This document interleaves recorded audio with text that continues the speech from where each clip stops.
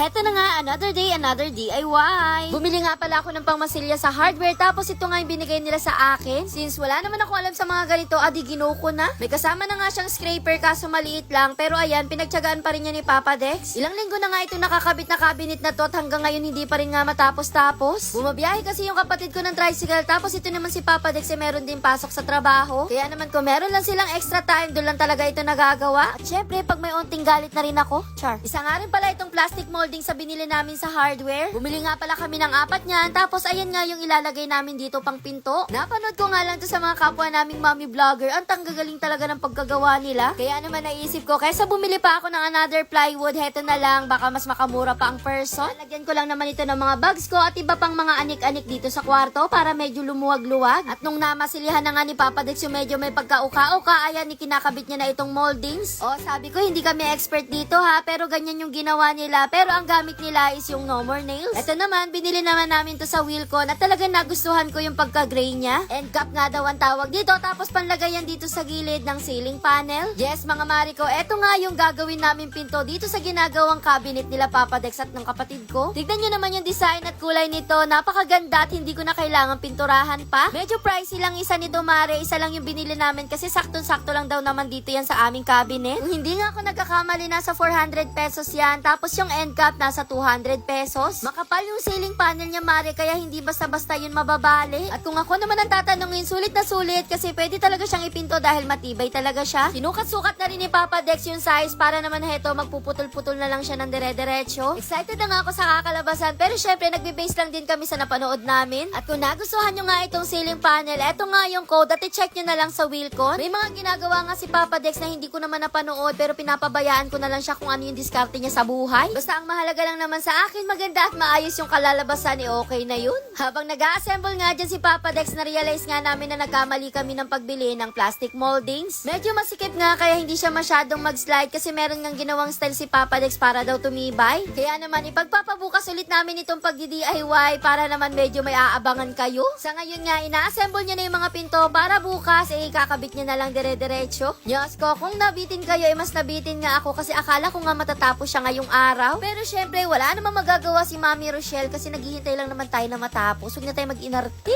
Chari. O siya mga mare, abangan nyo na lang yung kakalabasan sa ating next video.